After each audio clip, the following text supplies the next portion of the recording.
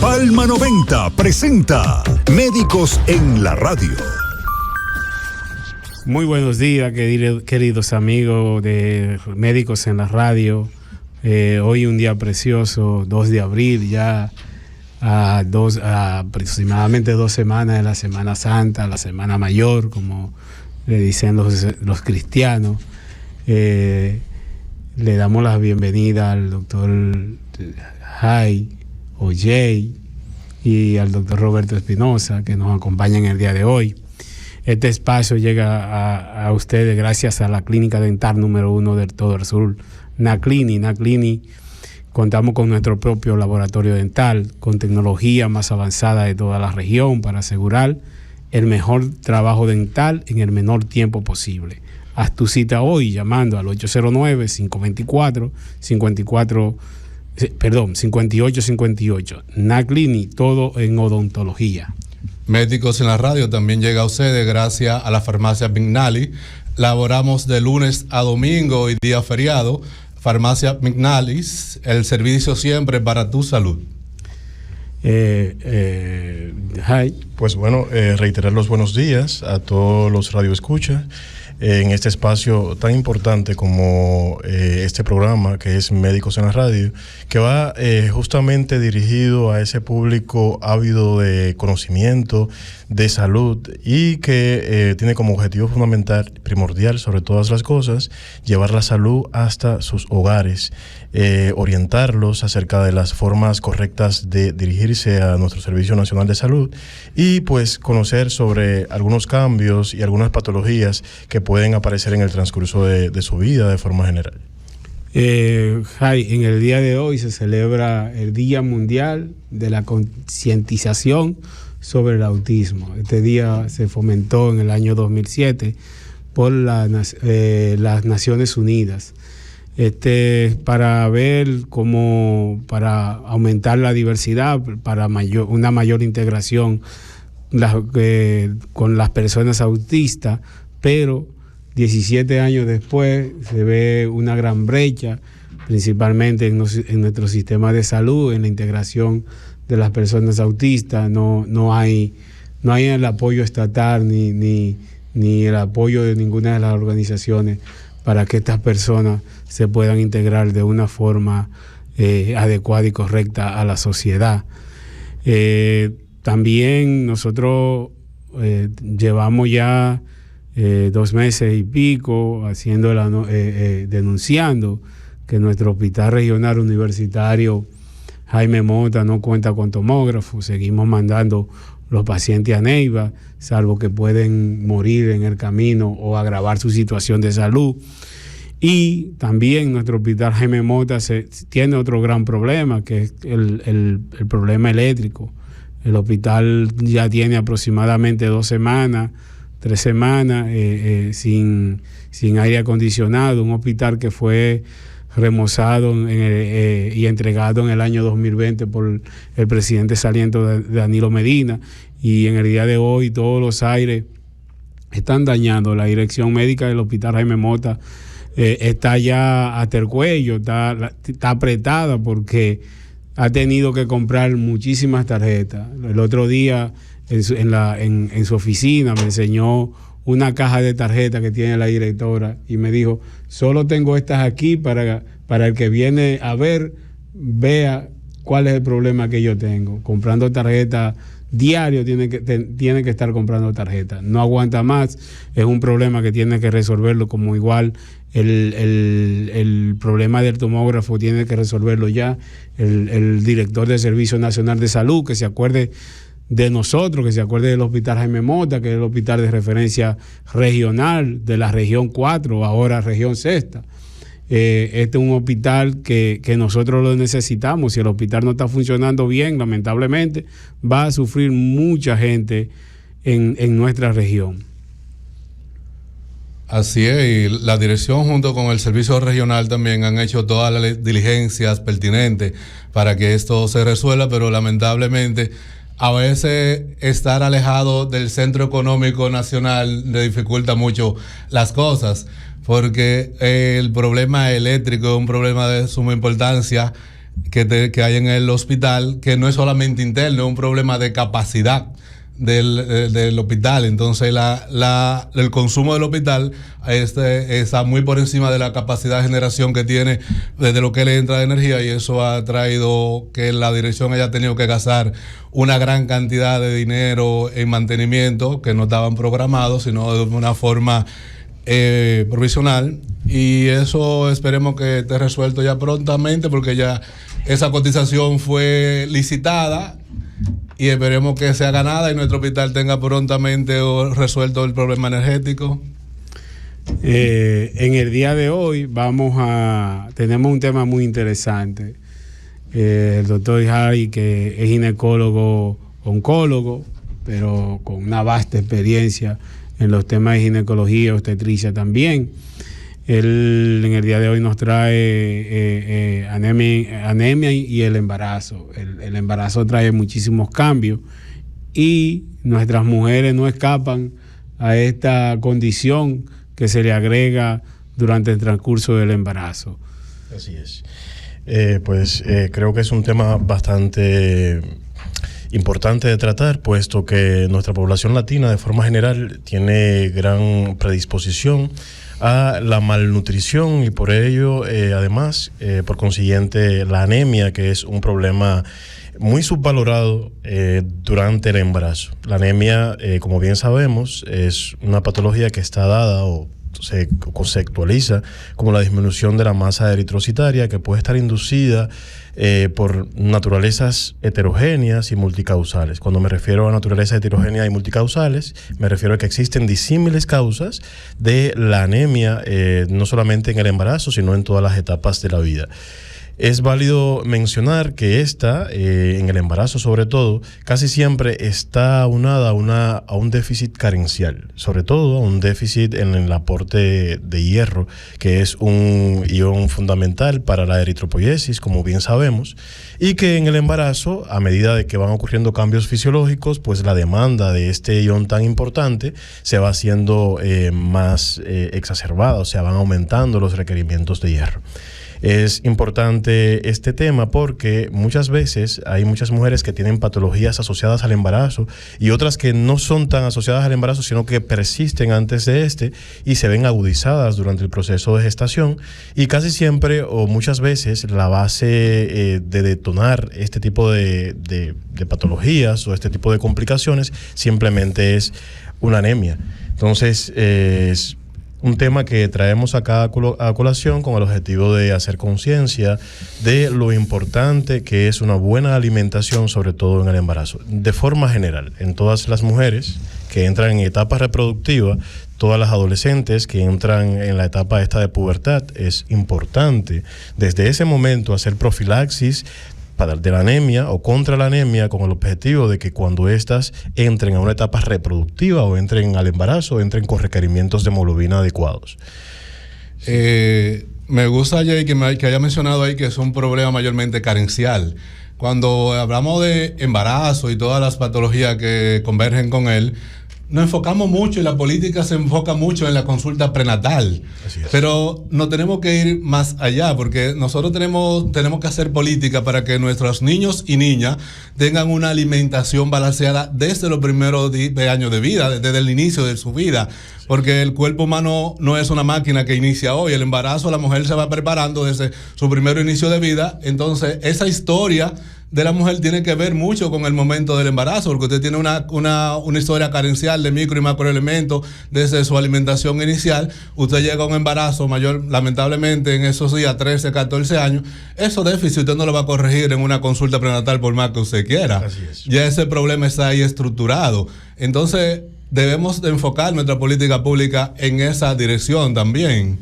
Así es. Como usted mencionó ahí, doctor Jay, que las adolescentes. Exacto. Que principalmente, pero yo voy más allá de la adolescencia, sino nuestros niños. Usted sabe que la dieta de nosotros es más rica en carbohidratos, hidratos de carbono, que otros alimentos. Nosotros casi no tenemos la cultura de comer fruta, vegetales en los alimentos. Nosotros tenemos una dieta basada más en carbohidratos, el arroz y el pan y lo que son los víveres. Entonces, desde la niñez, estas niñas llevan carencia, como dice Spinoza. Entonces, no es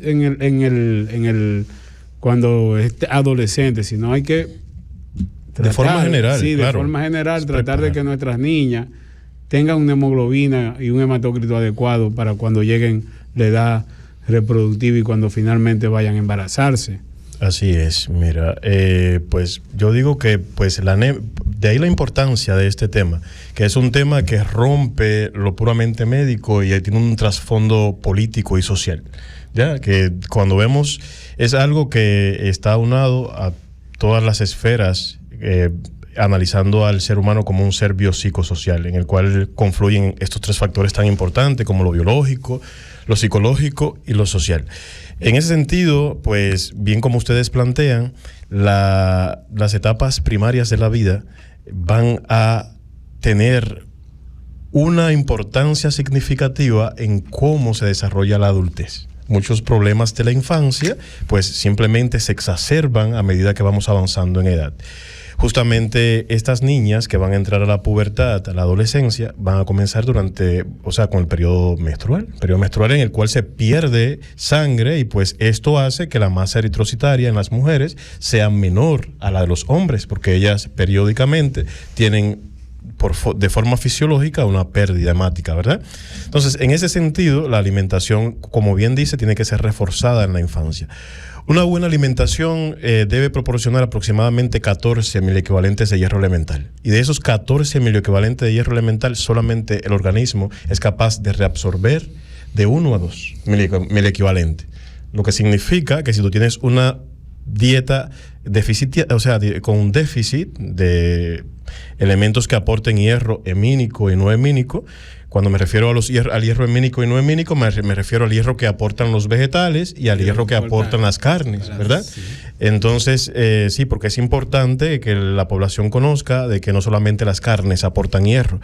Los vegetales como la espinaca, la lechuga, generalmente estos que tienen colores vivos, que tienen alto contenido de carotenos y demás, pues lo que son muy verdes, lo que son muy rojos, lo que son muy naranja, estos tienen la facilidad de aportarnos hierro del tipo no hemínico. Este hierro no hemínico es un hierro que contienen estos vegetales y pues para el organismo metabolizarlo y conjugarlo es un poco más difícil que el hierro hemínico, que es el que nos aporta las carnes, por la similitud que tiene la carne animal y pues el organismo humano reconoce y reabsorbe de una forma más rápida o más pronta el hierro que aportan las carnes, generalmente las carnes rojas, ¿verdad? Como son las carnes de res, de cerdo, algunos pescados, ¿verdad?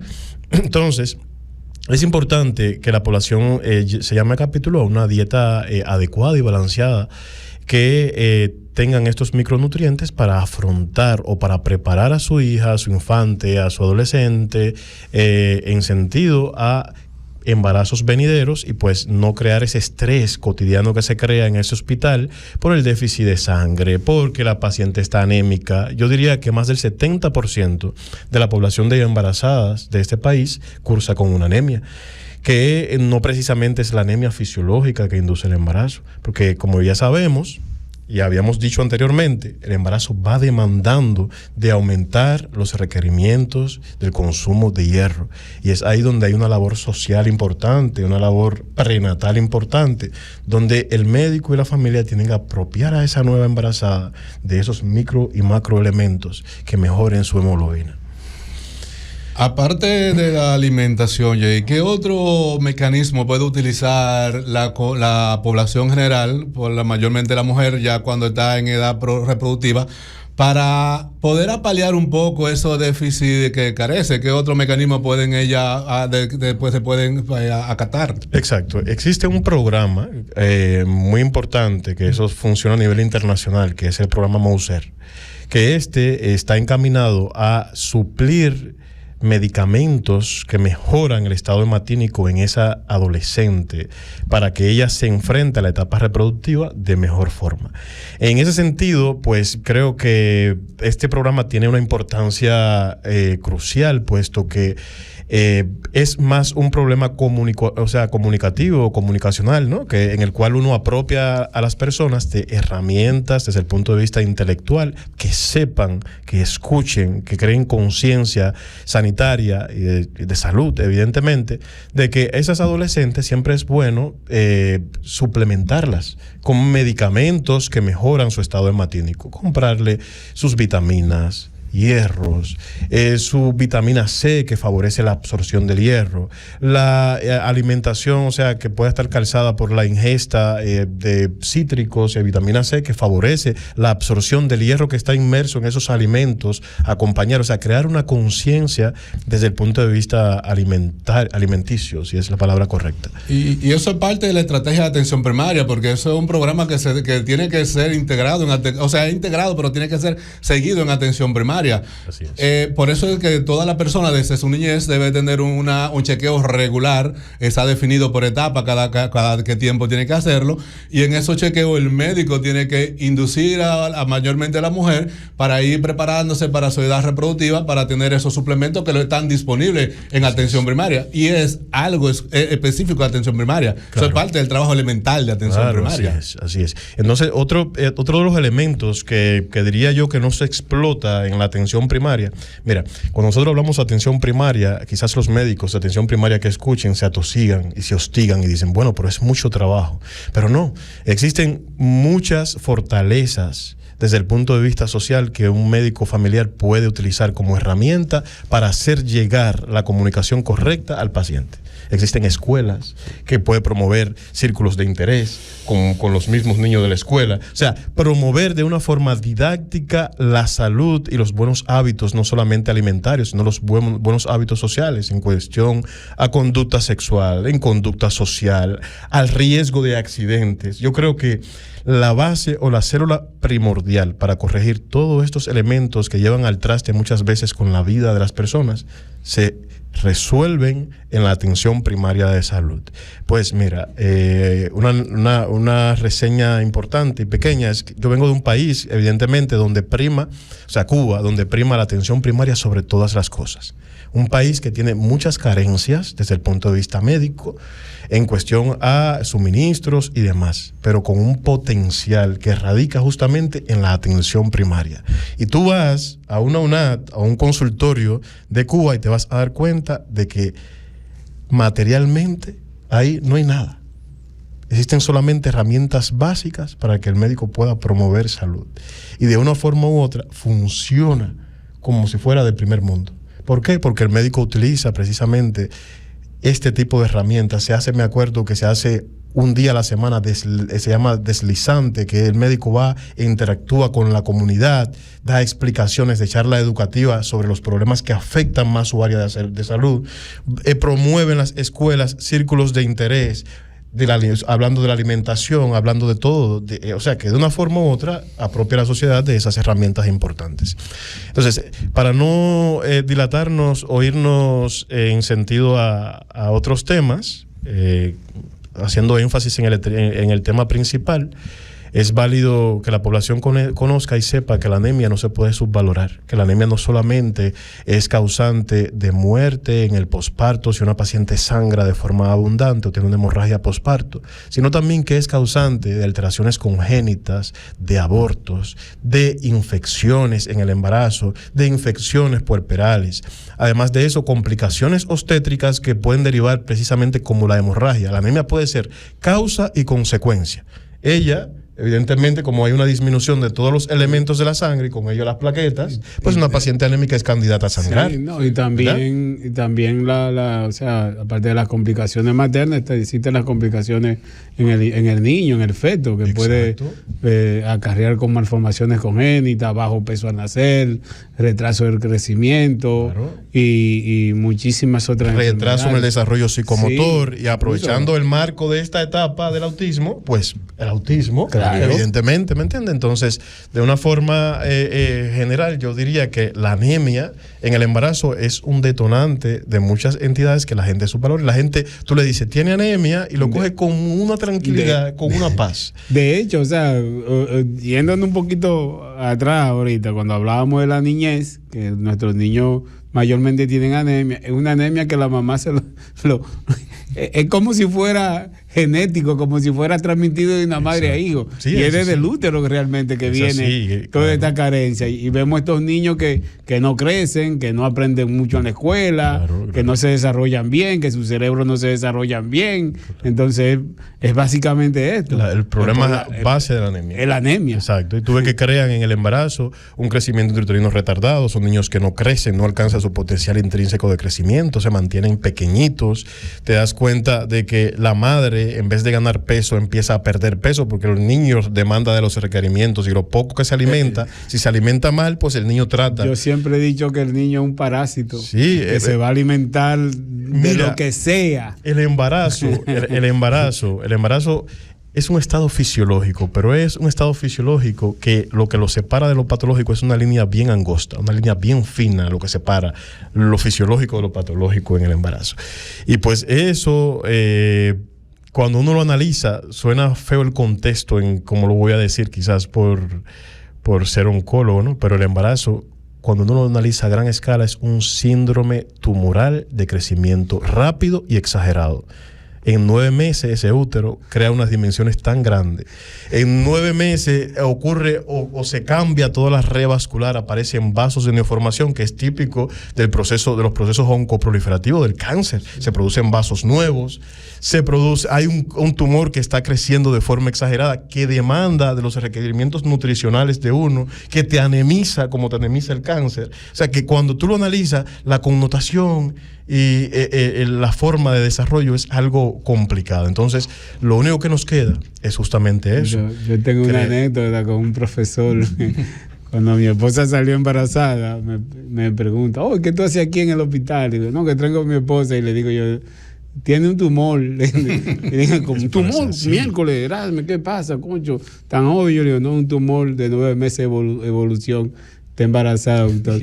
Mira, azaroso, me dijo, doctor. Póngase a analizar la situación. Es un tumor. Es así. La gente, claro, uno trata de ver el embarazo porque es bonito, es la forma de, tú sabes, de uno mantener la humanidad, de uno reproducirse y demás, pero el embarazo tiene sus complicaciones bastante frecuentes. Invasivo. Exacto. Es válido mencionarles a los radioescucha que me imagino que hay alguna línea abierta. Si ellos quieren hacer alguna pregunta en específico, pues sí, estamos acá a la hora. Para recordarle, pueden llamar al 809-524-4907. Estamos para contestar cualquier pregunta, cualquier inquietud. Sabemos que nos escuchan muchísimos radioescuchas todos los días, esperan este programa y también el programa que nos precede. Esta es una emisora que se adueña de la radio del mundo, de 7 de la mañana a 11 de la mañana aproximadamente. Tiene una gran audiencia y pueden llamar y hacer sus preguntas. Este programa es para orientar. Mientras tanto, yo tengo una pregunta. Así. Los países miden por indicadores de desarrollo. Así es. Entre los indicadores de desarrollo del milenio está la mortalidad materna, que mide el desarrollo de un país. Un país con una mortalidad materna elevada, un país con un desarrollo bajo. Claro, es así. Entonces tenemos dos entidades que impactan en el desarrollo. Actualmente, ¿qué impacto tiene la anemia en la mortalidad materna?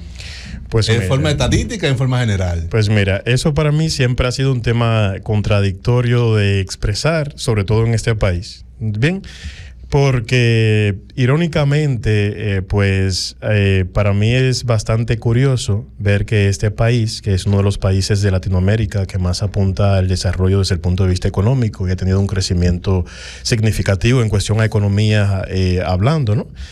Pues en cuestión a este punto de morbimortalidad materna infantil, es un país con muchos huecos y con mucho detrimento. Y eso creo que la base o la génesis fundamental está primero en adoptar indicadores de un país extranjero como indicadores propios.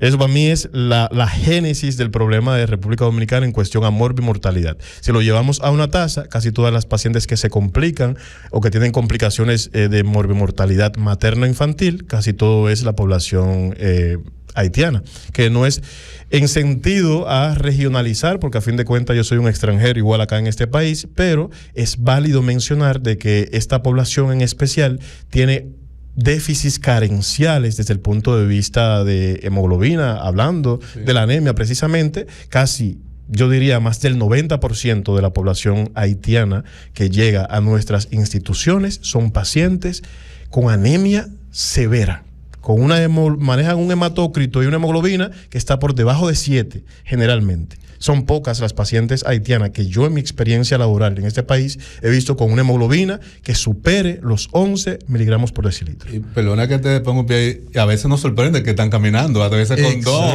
y 3. Exacto, es que yo digo que este país ha sido una escuela. Aquí, para mí, ha sido una escuela. Yo tenía la idea de que un paciente con una hemoglobina en 4 era incompatible, a partir de por debajo de 4 era incompatible con la vida. Eso para mí eso yo donde único podía yo ver eso era un cadáver post-mortem y después que le hicieran un exsanguíneo. Yo nunca pensé verlo y he visto aquí como lo vienen. Para mí todavía a lo mejor que yo soy un poco escéptico, pero para mí todavía es un error de laboratorio. De hecho, se le da de alta con 5 y se van caminando. Porque imagínate una persona que llega con una hemoglobina tan comprometida como en 2 y 3 y tú le pones 5, tú le estás dando la gloria. Sí, entonces, se van caminando. Yo digo que eso es selección natural, ¿bien? Quizás desde ese punto de vista. Entonces, la anemia, sí, tiene una connotación importante en ese trasfondo, tiene un trasfondo importante en esa situación. ¿Por qué? Cuando lo analizamos, existen las 2 causas principales de mortalidad en este país, pues primero es la hipertensión en el embarazo y segundo es la hemorragia obstétrica. Por tercero creo que es la sepsis o la infección puerperal. Entonces, en ese orden, pues cuando vemos la anemia, es un factor de riesgo que predispone a hipertensión, es un factor de riesgo que predispone a hemorragia posparto. Cuando lo vemos de forma específica, cuando vamos a los detalles, podemos precisar de que muchas pacientes de estas tienen un problema que calza desde el principio del embarazo, con un mal seguimiento, con un seguimiento prenatal precario, con elementos que no se han corregido. Y sí, yo creo que si se trabaja o se volca gran parte del esfuerzo a la atención primaria de salud, a la atención prenatal, creo que mejoraríamos un poco más en cuestión a indicadores. Que nosotros, tú ahorita mencionaste el país tuyo, Cuba, nosotros tenemos una diferencia abismal en cuanto a atención primaria y los gobiernos de la República Dominicana tienen una deuda, el Estado tiene una deuda grande en salud con el pueblo.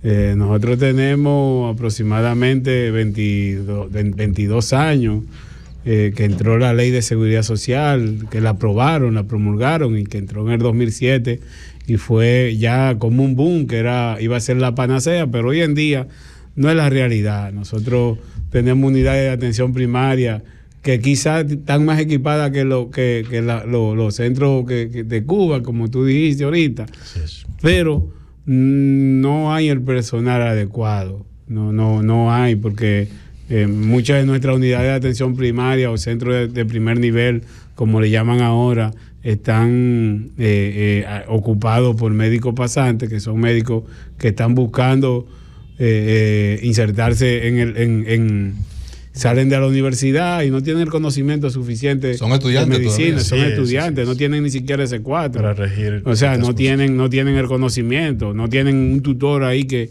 le esté explicando. Entonces, no es solamente con el embarazo, sino con todas las enfermedades, que el seguimiento es precario aquí en este país. Mira, yo creo que eso tiene, tú sabes, un trasfondo un poco más allá. Yo me acuerdo que, o sea, puntualmente, yo creo que estabas en ese momento, Espinosa, una visita de los auditores que llegan al hospital, que al final ellos hacen un preámbulo de las cosas que suceden y no suceden. Y me recuerdo que en una de esas reuniones, particularmente en la que yo estuve, estábamos abordando el problema de la consulta de primera vez en el embarazo. En eso, pues yo traté de aportar ciertas ideas que, pues, yo veo que tienen un gran peso sobre la medicina preventiva, por lo menos que es la que conozco, cubana, Y en un momento, una señora de la que estaba, ni recuerdo el nombre, o sea, de cuyo nombre quizás ni quiera acordarme, ella de una forma poco agradable, por decirlo así, mencionó de una forma irónica que si yo era ginecólogo obstetra. Y mi respuesta fue callarme para no dar una respuesta quizás fuera de lo normal. Precisamente ella planteaba esto porque yo daba como idea de que la consulta de primera vez tenía que ser una consulta multidisciplinaria. Y dentro de esa consulta multidisciplinaria debería estar inmerso un médico nutricionista que sea capaz de calcular el índice de masa corporal, que sea capaz de ver cómo va ganando ese embarazo, cuánto debería ganar globalmente, cuánto debería ganar quincenal entre consulta, mensual entre consulta, porque de una forma u otra eso no solamente favorece a la mejoría desde el punto de vista nutricional de la paciente, sino que también le aporta los micronutrientes y macronutrientes que nosotros conocemos. Y viendo la población dominicana de forma general, sabemos perfectamente de que la población latina, no solamente la dominicana, sino también la foránea, tenemos mala alimentación. Ya comemos carbohidratos sobre carbohidratos. Aquí en Dominicana arroz, habichuela y espaguetis, o como si fuera un plato fuerte, como si fuera la proteína, ¿verdad? Entonces es una mala alimentación cuando lo analizamos. Entonces ella me decía de forma poco agradable que de dónde yo era, que si yo era obstetra, que no parecía obstetra.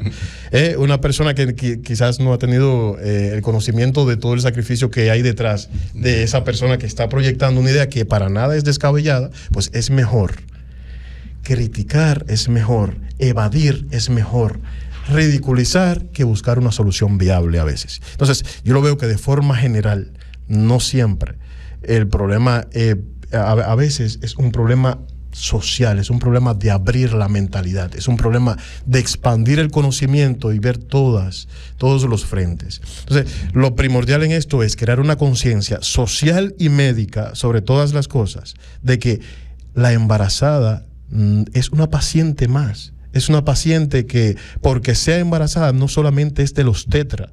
La embarazada necesita de una valoración multidisciplinaria, que la vea un odontólogo, porque una carie puede provocar una amenaza de parto pretérmino. Que la vea, si es necesario, un hematólogo, si el criterio médico de base de un médico familiar o de un obstetra dice que es una embarazada proclive a tener un trastorno de la coagulación, sea cualitativo, sea cuantitativo. Que una embarazada es proclive a tener déficits carenciales, por tanto y demás, es necesario la presencia de un médico nutricionista, de un endocrinólogo, personas que vean a la embarazada como un todo, porque van a ocurrir, el embarazo modifica todos los aparatos y sistemas.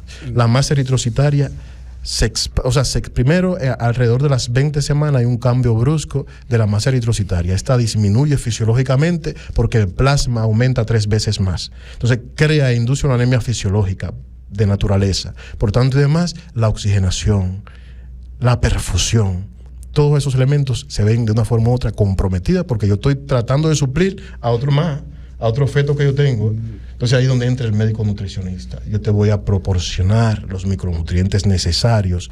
Estos son los que más hierro tienen, esto es lo que menos hierro tienen. Como tienes una ganancia exagerada de peso, el carbohidrato vamos a disminuirlo de esta forma, vamos a ponerte los más complejos, vamos a quitarte los simples. Colesterol, porque muchas veces llegan con niveles de colesterol altos, pero es la cantidad de carbohidratos que están consumiendo la embarazada. Exacto, yo te digo, es así. Todo eso, viéndolo de una forma holística, tiene un fundamento en la educación. Sí. Y en la educación inicial, en la educación secundaria, en la educación universitaria, en la educación de posgrado.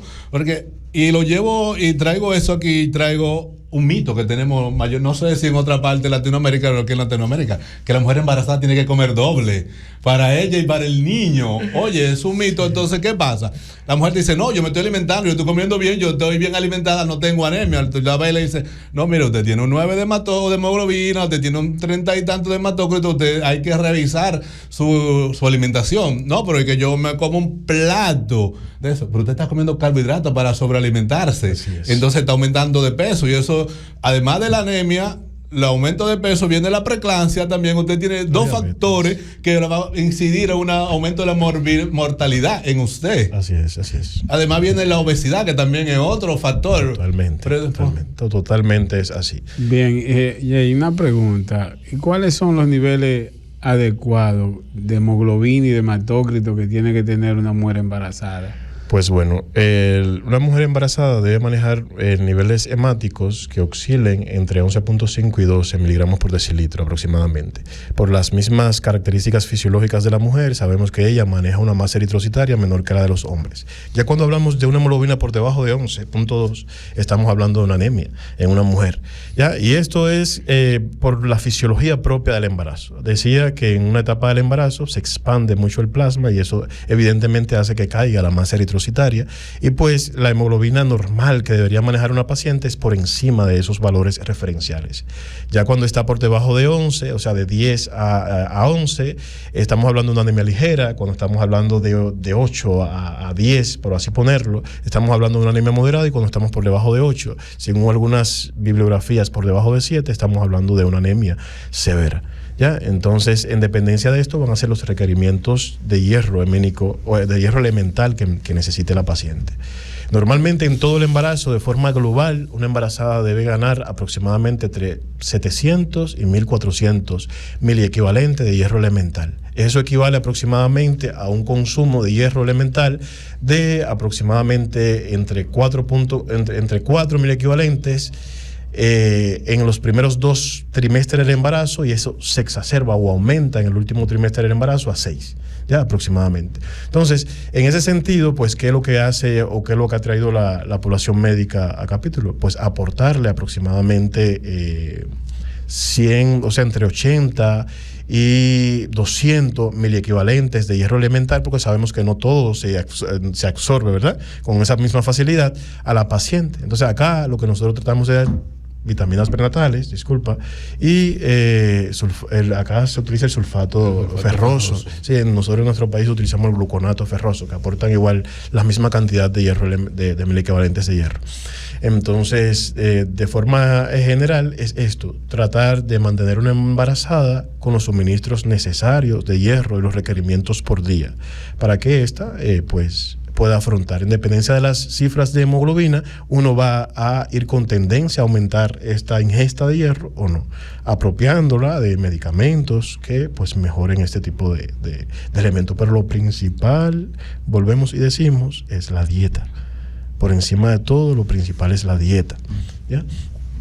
Hay muchos jugos, Maví, que hacen aquí, Maví, que mejora, claro, con ají, morrón, guayaba, la remolacha, esas cosas que mejoran la absorción. Jugo de limón. Exacto. Mejoran la absorción de hierro y tienen muchísima vitamina C, claro. Y aparte de eso tienen poquita cantidad de hierro, como mencionaste ahorita, y también ácido fólico y vitamina Es importante B12. que las personas sepan cuál es el momento del día que mejor se reabsorbe el hierro, que esto es aproximadamente en el horario de la mañana, aproximadamente 10, 9 de la mañana, por ahí, aumenta la reabsorción del hierro. Entonces, casi siempre, o sea, la forma adecuada o inocua sería la palabra correcta de usarlo o de ingerirlo, es tratar de combinarlos con jugos cítricos naturales, preferiblemente jugo de limón, jugo de naranja, puesto que la vitamina C mejora la absorción del hierro. Sí, porque también aquí tenemos una trayectoria poblacional de que el hierro tomarlo con lácteos, y eso es eso es atroz, porque la absorción es mínima, casi nula. De hecho, elentece la absorción. Sí, exacto. Me imagino que es para enmascarar el sabor del hierro, que es un sabor. No, es porque aquí de nuestros ancestros, un vaso de leche en la mañana es la alimentación adecuada. Okay. Entonces, cuando le dijeron que teníamos que tomar hierro en la mañana, lo mezclaron los dos. Que nosotros, el café también, o sea, leche con café, ese era el desayuno de nosotros los dominicanos, con eso nos criaron, y los dos enlentecen la absorción del hierro. Entonces, sí, me acuerdo que antes incluso, no sé si aquí también se instilaba eso, las personas que eran más pudientes económicamente decían que la leche de chiva era mejor para nutrir a los bebés y demás, y utilizaban mucho, pero bueno, esas son cosas que poco a poco ya, justamente aquí radica la importancia de programas como este, que lleva la conciencia sanitaria a nuestras casas, que educa a una población educada desde el punto de vista, o sea, una población culta es una población que tiene todas las de ganar desde el punto de vista de salud. ya mejora mucho. Precisamente por esto es que digo yo que hay que hacer programas.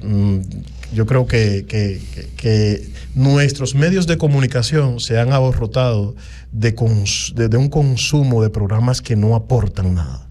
Yo a veces entro a YouTube y veo programas que se volcan nada más en la vida sexual de los influencers. Yo no sé qué tipo de influencia social tienen, porque para mí es negativa esa influencia de los influencers, de aspectos sexuales muy detallados y demás, y pues es lo que más la gente consume, desafortunadamente. Por ejemplo, programas como estos de médicos en la radio, existen pocos programas médicos en el país. Exacto. Y muchos programas que no educan ni aportan nada a la población para educar.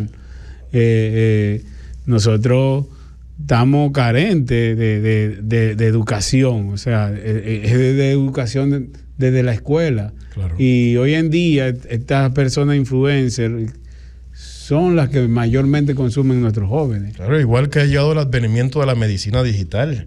También. Los TikTokers que hacen un TikTok de 60 segundos explicando algo puntual de medicina, pero detrás de eso hay un conocimiento que tiene que ser respaldado y explicado desde una consulta, y las personas se están sometiendo a regímenes de tratamiento, a formas de vida, de alimentación, etcétera, basados o volcados en lo que ven en la red, y eso pues no es así. Así es. Siempre ahora, que cualquiera viene. Yo no tengo ningún tipo de conocimiento de medicina. Me leí un libro desde que por ahí andaba una vez vendiendo a alguien en la calle de que medicina natural, pero vengo y pongo ahí de frente el ChatGPT y pongo anemia, y allá GPT comienza a decirme muchas cosas que yo no sé interpretar. Yo la leo, hago una verborrea y todo el mundo entiende que yo estoy diciendo algo con sentido y con base fundamental. Así es. Entonces, eso es algo también que nosotros tenemos que tomar en cuenta. Nosotros tenemos que contrarrestar eso también con información. Exacto. Tenemos también lo que tenemos con la información, venir a los medios a traer la información, utilizar los medios digitales para llevar la información, utilizar los podcasts, utilizar YouTube, utilizar todos los medios digitales que tenemos ahora en la mano y que llegan tan fácilmente a toda la población. Así es. Totalmente toda la razón. Y también nosotros, por ejemplo, algo que yo como que veo que en el seguimiento del embarazo está mal, es que las mujeres embarazadas, por ejemplo, están en la unidad de atención primaria y cuando están en el tercer trimestre es que la mandan a los hospitales, y ahí es que el ginecólogo solo a veces la viene a ver la primera vez. O sea, que durante todo el embarazo esta mujer, un ginecólogo no la vio nunca, y ahí está. Y muchísimos médicos que tienen que verla, como el nutricionista, si tiene algún problema de diabetes, el diabetólogo, si tienen algún problema cardíaco, el cardiólogo, el hematólogo, muchísimas especialidades que están envueltas ahí, que van alrededor del embarazo, porque el embarazo es una paciente. Y una paciente puede tener muchísimas cosas y puede ser multidisciplinaria. Y cuando te la mandan, un ejemplo, ya al final del embarazo, es una mujer que trae su problema, que tú no puedes hacer muchas cosas. De base, cuando tú lo analizas, esa mujer ha pasado por puntos críticos del embarazo, por puntos detonantes del embarazo. Antes de esa edad gestacional, que es muy avanzada, a la que esa mujer llega a esa consulta hospitalaria, ha tenido muchos procesos biológicos en los que han ocurrido en todo el trayecto de eso. Ocurrió el proceso de organogénesis de la 8ª a la 13ª semana, en la cual uno tiene que apropiar a esa mujer de micronutrientes esenciales para que ese bebé no tenga malformaciones congénitas. Ha transcurrido entre aproximadamente las 14 y las 20 semanas, las 16 semanas, entre las 16 y las 20 semanas que ocurren periodos como los periodos de oleada de migración trofoblástica.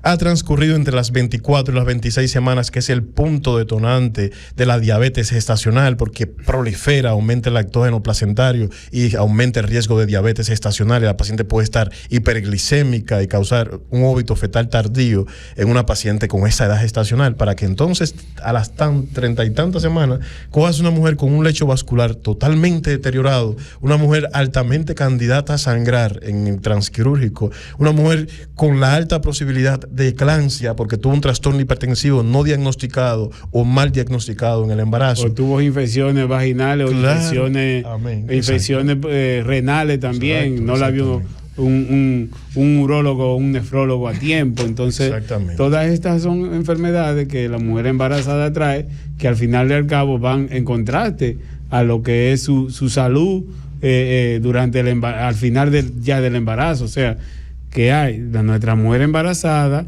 tienen que ir al ginecólogo o en defecto que sea un médico especializado, un médico de atención primaria, un médico familiar, que la vea, que tiene la capacidad, de un ejemplo, de detectar cualquier complicación a tiempo y que la mande a tiempo al especialista que tiene que verla. Sí, pero eso tiene razón, pero también vemos también del otro contexto, si hay una buena inversión en atención primaria, todo eso se resuelve en atención primaria. Así es verdad. Porque recuérdense que el médico que gestiona la atención primaria es el médico familiar, pero el obstetra es un médico de atención primaria, el nutricionista es un médico de atención primaria. La mayoría de las personas, de los médicos que tienen que converger en la atención holística de esa paciente son de atención primaria. Ya ahí no entra el hematólogo cuando necesita una consulta de hematología, el endocrinólogo, porque ya son un médico de otro nivel de atención. Pero todo eso, porque la mayoría de nuestros hospitales son atención primaria. Sí. Muy poca atención secundaria y terciaria llega a nuestro hospital. En nuestro hospital está resolviendo atención primaria mayormente. Sí, de hecho, por eso se ve en nuestro hospital la consulta abarrotada de gente. Mira, generalmente que tienen que ir a los CPN, no al hospital Jaime Mota. Generalmente una embarazada debe tener aproximadamente entre 16 y 18 consultas prenatales. Sí. Dentro de esas, al menos 6 u 8 deben ser por un especialista de ginecología y obstetricia, que no tiene que ser precisamente en un hospital. Como bien dice, puede ser en la atención primaria de salud. Ya, lo ideal sería que toda paciente embarazada tenga una consulta de evaluación o de captación por un obstetra, secundario a el análisis de un médico familiar, que ese médico familiar te apropie de elementos desde el punto de vista social, comunitario, familiar, porque confluye en el proceso de salud-enfermedad, como hablábamos al principio. El médico familiar es quien aporta al obstetra y le dice: mira, ella tiene una situación económica difícil, mira, ella no se alimenta de la mejor manera, mira, tiene una familia disfuncional, y el obstetra va engranando factores de riesgo que dicen por qué esa mujer está bajo peso, que dicen por qué esa mujer está sobrepeso, que dicen por qué ella es candidata a ser un trastorno hipertensivo. O sea, es un binomio importante esa relación médicos, ginecólogos y médicos familiares. Tienen una consulta evaluadora, que esa consulta evaluadora se hace 15 días después de la captación aproximadamente, en la cual va a evaluar o reevaluar todos los complementarios que se indicaron en la consulta de la captación. Va a tener una consulta disciplinaria o reevaluadora a las 26 semanas, o en el marco de las 24 a las 26 semanas, para determinar elementos que induzcan que esa paciente tiene una alteración en cuestión al peso fetal, alteración que puede conllevar una amenaza de parto pretérmino, tiene un cuello corto, tiene una inminencia de prematuridad, tiene un riesgo de prematuridad, etcétera. O sea, que por eso decía que hay muchos puntos claves y necesarios en las cuales esas mujeres tienen que verse con un obstetra, pero no tienen que llegar al hospital para eso. No. Eso se puede manejar desde la atención primaria de salud, porque precisamente el obstetra tiene una labor comunitaria.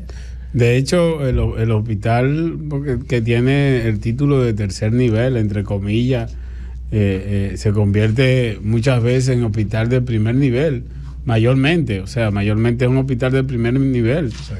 Muchos de los hospitales municipales que nosotros tenemos en nuestro alrededor y los provinciales no tienen la capacidad resolutiva en personar. No tienen, un ejemplo, el nutriólogo, no tienen un psicólogo que la vea, no tienen el ginecólogo y mucho menos el médico familiar para que le dé la atención que ellas necesitan en la comunidad que tienen. Si todo el mundo, donde ellos están. Claro, si todo el mundo se limita o sabe el trabajo que tiene que hacer, el trabajo siempre va a fluir bien. Cuando tú un hospital que es nivel terciario lo recargas con elementos de atención primaria, pues tú estás desviando la atención al paciente que realmente lo necesita. Sí. Estás disminuyendo la calidad de los servicios médicos de esa atención terciaria, porque estás llevando nivel primario, llevando nivel secundario, llevándolo todo. Y no se puede de esa manera. Aquí, precisamente por eso existen los niveles de atención. Claro. Entonces, eso se violenta con mucha frecuencia. Entonces, ¿eso qué trae el traste? Pues colapso de los materiales del hospital, colapso del médico, que si tiene que ver 15 pacientes o 10 pacientes con calidad, está viendo un volumen mayor de pacientes y por supuesto la atención, el rapport, el médico se agota. Por ejemplo, hospitales municipales provinciales que nosotros tenemos alrededor, mandan muchísimas mujeres para que ustedes que trabajan en el Jaime Mota le hagan una cesárea. Sin una evaluación, importante. Simplemente te voy a mandar una paciente con tales características. Espérala. Es mecánico. En la postrimería de ese horario, tengo que traer a colisión dos cosas. Primeramente, embarazo, anemia. La mujer llega embarazada, anémica, al hospital, la desembarazan, dan anemia, la transfunden y la mujer cree que porque la transfundieron le resolvieron su problema de anemia. Y a veces no, por eso es que tiene que interactuar ahí la atención primaria, el médico familiar en todos los niveles. Porque la mujer tiene que saber que ella le pusieron una sangre que a lo mejor tenía ya un mes ahí, que solo el trocito nada más le quedan 60 días de vida, y es que a los 60 días ella va a tener la misma anemia que tenía antes de transfundirse. Exacto. Entonces que hay que tener un plan posterior a su embarazo, porque la anemia también tiene que ver después del embarazo. Así es. Porque por eso tenemos que ver todo como, holísticamente. Entonces eso hay que también hacérselo saber a las mujeres cuando damos el alta y cuando le damos el seguimiento en la atención primaria. Claro, para mejorar el entendimiento en cuestión a la población. Palabras claves e importantes que deben fijar de esta comunicación que estamos estableciendo. Infancia, adolescencia, suplementación, nutrición, anemia. Saber que si tenemos niñas, de infantes o adolescentes, tratar como padres de proporcionarles una alimentación adecuada, y en caso de que en la casa no exista por una razón u otra, porque no siempre tenemos las posibilidades de una nutrición adecuada, por lo menos comprar nuestros medicamentos, nuestros suplementos y calzarlo con suplementos a esas adolescentes y a esas infantes para que ellas tengan una etapa reproductiva con mayor calidad. ¿Para qué? Para evitarnos el dolor de cabeza de estar en un hospital, de que si mi hija tiene anemia, de que si tiene riesgo, de que si la sangre no aparece y demás. No es lo mismo llevar a una mujer con condiciones hematológicas normales que llevarla con anemia a desembarazarla. Bien, el programa de hoy bien interesante, doctor. Muchas gracias por estar con nosotros. Este espacio llega gracias a ustedes a la Clínica Dental número 1 del Sur, NAClini. Contamos con nuestro propio laboratorio dental, con la tecnología más avanzada de toda la región, para asegurarle el mejor trabajo dental en el menor tiempo posible. Haz tu cita hoy llamando al 809-524-5858. NAClini, todo en odontología. Médicos en la Radio también llegó a ustedes gracias a Farmacia Minali. Farmacia Minali, al servicio siempre de tu comunidad. Muchas gracias y nos vemos en la próxima. Un placer.